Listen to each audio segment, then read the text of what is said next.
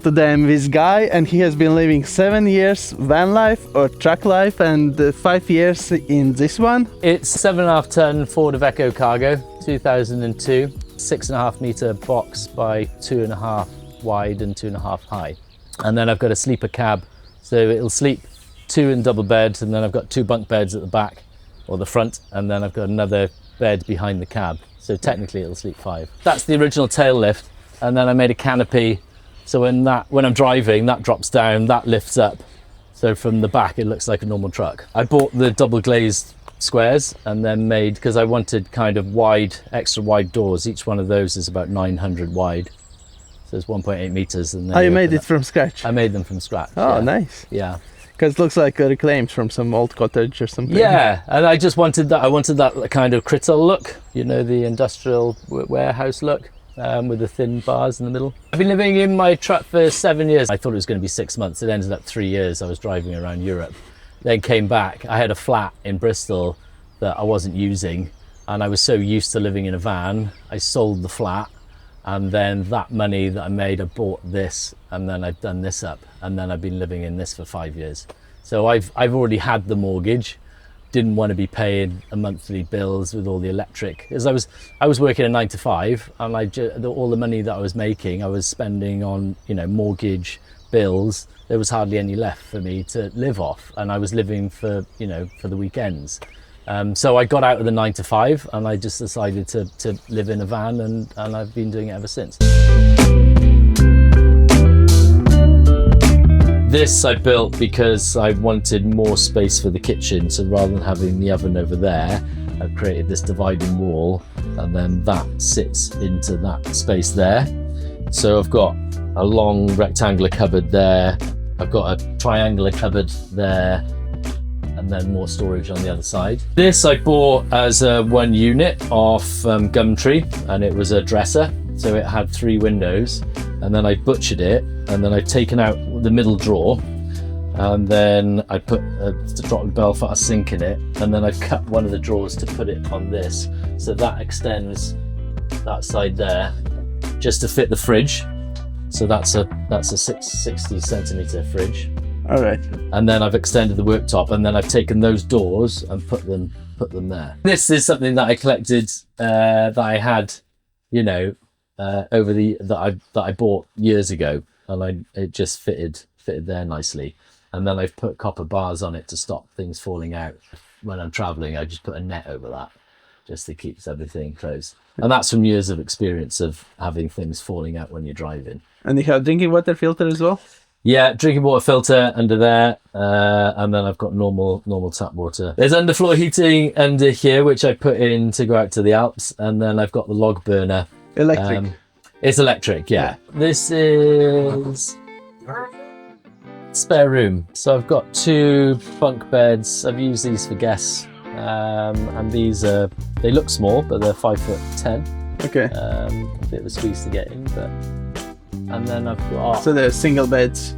Single beds, yeah. For shorter people? Yeah, for short people if I got guests in. Yeah. I think, and I maybe I had in my head that I was going to have kids. I don't know why, but maybe, I think on the next one, I'd want to do a big bathroom with like a sauna style steam room bathroom, you know, and have the bath on that. Then in here I've got a shower room. And then that's on a flexi waste that goes straight outside. And then under there I've got composting loo. Right. You're like, oh, you shit in a drawer, do you? Yeah, I shit in a drawer. That's my clickbait.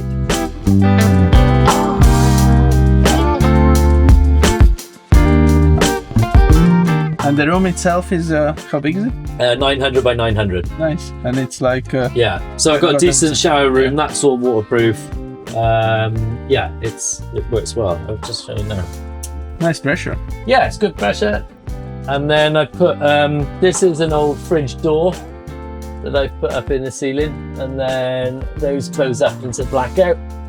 So when that door's shut and the curtains are closed, that's pitch black in here. We've got wardrobe space there, more wardrobe space there, and then drawers, decent sized drawers, Yeah, they're like 80 centimeters because they go all the way. They all the way back, and then that was a space-saving idea to have the toilet and the wash hand basin in dead space in the corner. And then I've got loads of storage there, got more wardrobe space there, and then I've got cubbies in the back there.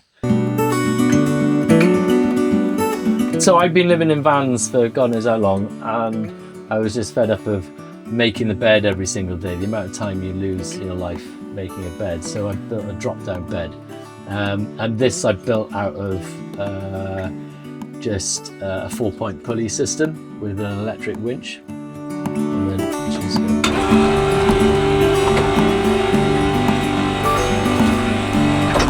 That's very fast. sorry, is it? Yeah, probably a bit too fast. That's almost like speed it up. Yeah, yeah, it's quite noisy, but it's still. But I did have a 12-volt winch, and that was even noisier. So I put it on 240. But it works well. And is it some special, extremely fast winch, or Nope, it's it's just very a normal, powerful? it's just a normal winch. It's going up and down on some you made from metal. I made a framework to start with to stop it from pulling in on itself, and then I've used the rails for the old roller shutter door. There was a door in the back, and I've taken the old pulleys, the old runners for that. Yeah. So again, recycled. Recycled, yeah. And the whole thing is like, less than 100 quid because I already had the bits. But again, it's the time that takes to go into it. We've just done another build, and it's probably cost more in terms of time taking it than it would be to get one of those Lippert ones, the ones on the chains. Okay, yeah. And they're about £4,000.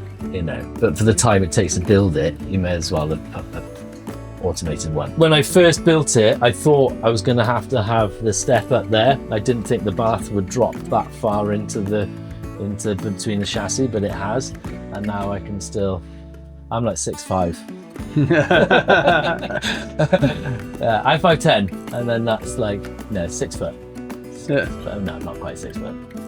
Yeah, no, that'd be 6 foot. 6 foot, yeah. 6 foot in the middle. Because I'm 5'11". But then you're sitting down, and then you don't need all that height. Yeah, and but it's comfortable to enter and exit. Yeah, it's comfortable to enter and enter. Exactly. And then when you're in the bath, you can drop this lower, and then you can have like a vaulted with fairy lights above you.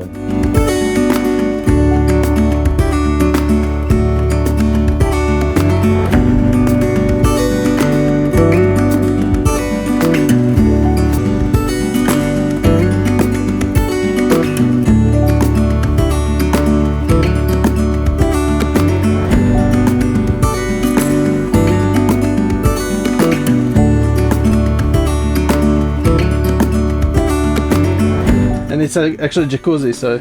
It's a jacuzzi bath. Initially, I was just going to put a normal bath in, and then I was like, well, sod it. I'll put. If you're going to put a bath in, put a jacuzzi bath in. And then you can line the bath and watch the cinema as well. How do you heat it, or do you take cold?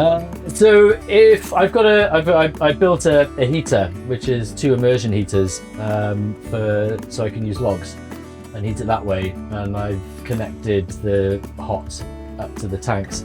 Otherwise, I can use the gas boiler if I'm travelling.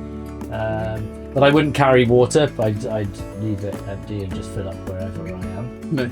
And then heat it with the. Because how much is water, like that 300-400 liters? Liters? Yeah. No, it's probably a tank that's 250. It'll get you a decent bath. Yeah. I like my water up there. Yeah. And then the gas, but to use the gas, a little gas bottle to fill that up, it's just a waste of gas. Right. So, and I don't use it. I don't use it every day. I've got a shower to wash. I use it, every couple of weeks, or when there's a day like this. Yeah. I get a beer out and just lie in the bath, and yeah, it's cool. So you dropped it basically between chassis. Yeah, dropped it between the chassis. That was the deciding factor on what bath I could get. You could get, I think this is 600 or 700, but it sits between the chassis and it goes, and then I put 2 bars that just for it to sit on. But that's why you haven't got. I imagined I was going to be standing up to here, but it's worked really well. Isn't it a cold bridge, or you insulated it from outside? So it's Damn it. It's cold bridge. So when I was in the Alps, I didn't finish putting a box under it. I'll probably put a box under it and then insulate the box. So the next one we're doing, we're spray foaming it and then we're going to resin it. Right. So that's the insulation then. But in the winter, when I took it out to the Alps, just have the rug under it, you could feel the cold coming up through here. But it's funny, you take it for an MOT and the guys underneath it, they're like, fucking hell. He's put a fucking bath under here. Yeah, and it's not a just a bath, it's a jacuzzi bath. And do they check inside or do they just check from outside MOT? They're in the pit, they go underneath. Yeah. They don't come in, and then I show them inside and they're like, fucking how much this weigh, and then they weigh it and they're like, oh, okay, fair enough. They've got the weight range. They can't pass it if it's overweight. And you have to do it every year. Every year. Why you decided to give it away? Why did I decide to give it away? Good question. I'm not really giving it away, am I? I'm selling tickets for £1, but I want it to go to someone who wants to use it as a home, and I'm trying to raise money to buy some land, so I can build a bigger off-grid workshop. I want to build a timber frame with cob, grass roof structure where I can show people, teach people sustainable building methods, off-grid living, van conversions and that sort of thing. So you need like funding. I need funding, and I thought this was a good way, kind of a swap, where I put my truck up for a prize. I can't call it raffle. It's a giveaway. Yeah, people buy tickets and hopefully it'll raise enough money that I can buy land. The live draw is on the 14th of June, and someone's going to win it. Okay. So yeah, I'll be sorry to see it go. Obviously, it's been my home for like 5 years, and I've put a lot of love, tender love and care into it. And yeah, it's been a really difficult decision for me to do, but it's kind of I thought it was going to be an easy way to raise money, but it's proving probably one of the most difficult things I've ever had to do. It's been tough. I put it up for 6 months thinking that, I've got 6 months because I'm only charging £1 a ticket. But it's proving more difficult than I first thought. And I'm offering land with it because I thought maybe people aren't buying tickets because it's a 7.5 ton truck and they haven't got a license. You don't need a license. You can use the land that I've got down in Devon for the year, where we've got an off-grid park up with wood-fired hot tub, water source, and that comes with the truck. Okay, so actually you're getting like at least for a year spot. Yeah, and you can use it as an Airbnb either whilst you're getting your license or just use it as a holiday home, Right. But I want someone to experience the way I've lived for last 5 years. So it's done 142,000 kilometers, which is about what, 90,000 miles? Yeah, under 100. And how long did it take you to build it?